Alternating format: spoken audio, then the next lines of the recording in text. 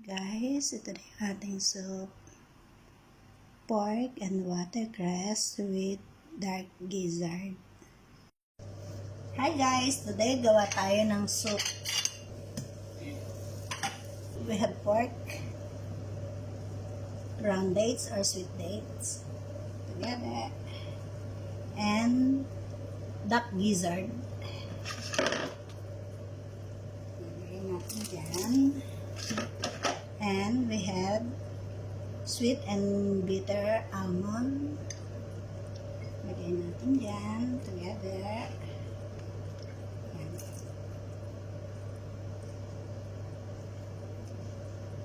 Then let it boil like 2 to 3 hours.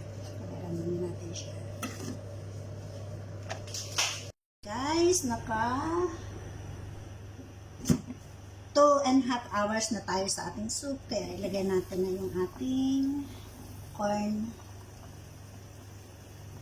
Yeah. Yeah.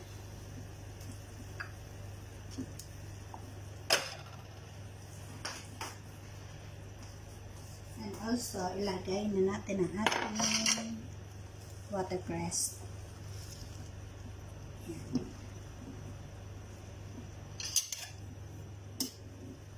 Then after, saka natin siya tikman. Ayan, pampalasa, kung kulang pa.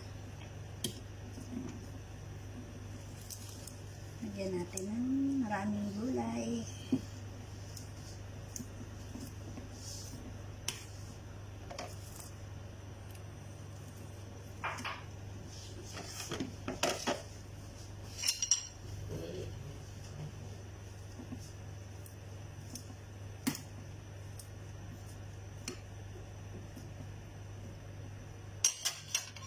Pagaran lang muna natin. Then, check natin mamaya kung kailangang dagdagan pa ng mga pampalasa.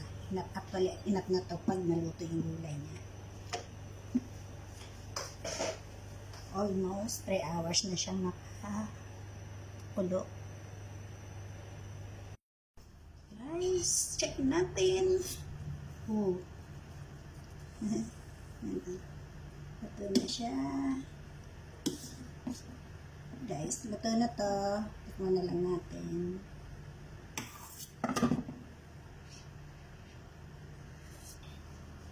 Very good. Luto na siya.